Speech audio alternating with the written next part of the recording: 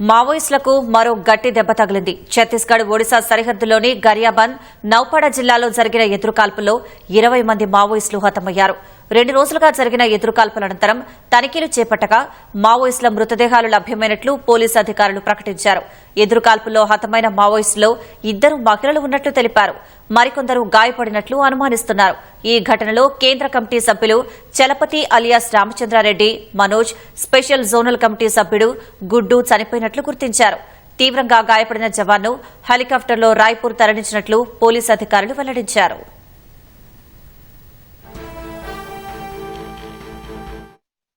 ఛత్తీస్గఢ్ ఒడిశా సరిహద్దు అటవీ ప్రాంతం తుపాకుల మోతతో దద్దరిల్లుతుంది. మావోయిస్టుల ఏరివేతే లక్ష్యంగా గరియాబంద్ జిల్లాలో సీఆర్పీఎఫ్ సిబ్బంది, ఛత్తీస్గఢ్, ఒడిశా పోలీసులు ప్రత్యేక ఆపరేషన్ నిర్వహిస్తున్నారు. ఈ క్రమంలో సోమవారం మావోయిస్టులకు భద్రతా బలగాలకు మధ్య భీకర కాల్పులు జరిగాయి. ఈ కాల్పుల్లో 20 మంది మావోయిస్టులతో పాటు 2 మహిళా నక్సల్స్ మృతి చెందారు. ఈ ఎన్కౌంటర్లో కేంద్ర కమిటీ సభ్యులు Chalapathi alias Ramachandra Reddy, Manoj, special zonal committee సభ్యుడు గుడ్డు చనిపోయినట్లు గుర్తించారు. చిత్తూరు జిల్లాకు చెందిన చలపతి అలియాస్ రామచంద్రారెడ్డిపై ప్రభుత్వం గతంలో కోటి రివార్డు ప్రకటించింది. మరికొందరు మావోయిస్టులు గాయపడినట్లు పోలీసు అధికారులు అనుమానిస్తున్నారు.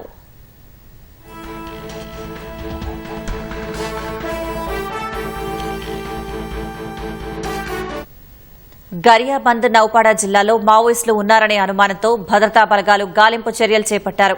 కాల్పుల అనంతరం భారీ స్థాయిలో ఆయుధాలను పోలీసులు స్వాధీనం చేసుకున్నారు. ఈ ఆపరేషన్లో 1000కి పైగా భద్రతా సిబ్బంది పాల్గొన్నట్లు తెలుస్తోంది. అయితే దీనికి సంబంధించి పోలీసులు ఎలాంటి ధృవీకరణ ఇవ్వలేదు. ఈ ఎన్కౌంటర్లో తీవ్రంగా గాయపడిన జవాన్ను హెలికాప్టర్లో రాయ్పూర్ తరలించినట్లు పోలీసు అధికారులు వెల్లడించారు.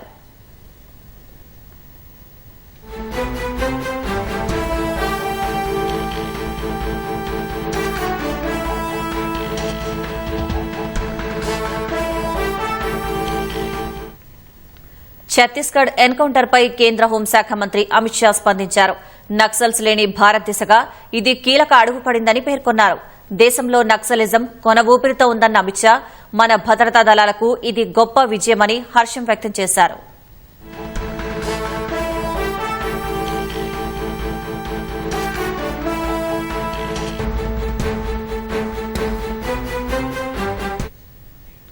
మావోయిస్టుల ఎన్కౌంటర్ కు సంబంధించి మరిన్ని వివరాలు మా ప్రతినిధి మహేష్ తివారిని అడిగి తెలుసుకుందాం. మహేష్, చెప్పండి, ఎన్కౌంటర్ లో మృతుల సంఖ్య పెరిగే అవకాశం ఉందా? ఛత్తీస్గఢ్ లో పోయిన కొన్ని రోజులు మనం చూస్తున్నాము మావోయిస్టుల పైన సెక్యూరిటీ సిబ్బంది, ఈ సురక్ష ఫోర్సెస్ ఎలాంటి ఆపరేషన్ చేస్తున్నాయో దాంట్లో చాలా పెద్ద సక్సెస్ దొరుకుతుంది.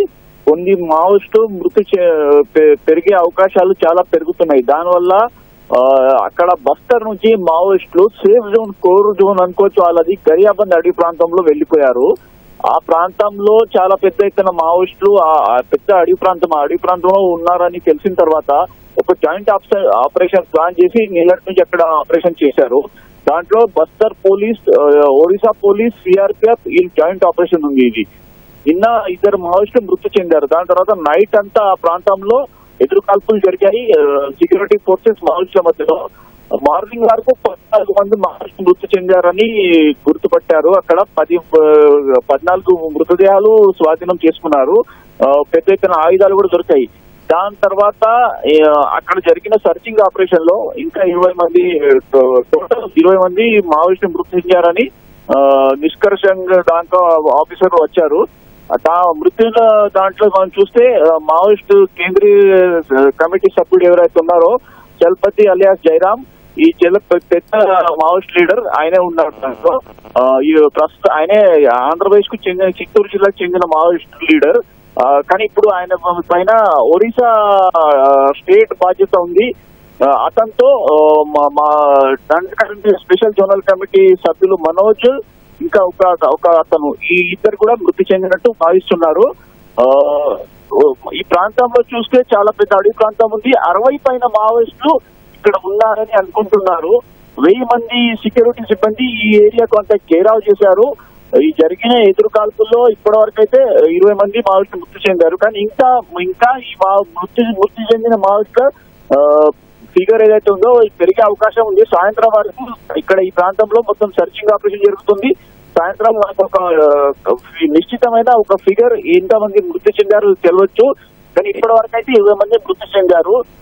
ఇంకో మాట ఏంటంటే ఈ ఎన్కౌంటర్ లో డ్రోన్ యూజ్ చేశారు. డ్రోన్ ఆపరేషన్ లో వాడుకొని దాని సహితంగా మావోయిస్టులు లొకేషన్ కు గుర్తుపట్టి ఆ ప్రాంతంలో కాల్పులు చేస్తున్నారు. అందువల్లనే మావోయిస్టులకు చాలా ఎదురు దెబ్బ ఈ ఎన్కౌంటర్ జరిగిందని అనుకుంటున్నారు. సాయంత్రం వరకు మనకు నిశ్చితమైన ఒక సంఖ్య తెలిసే అవకాశం ఉంది. ధన్యవాదాలు మహేష్.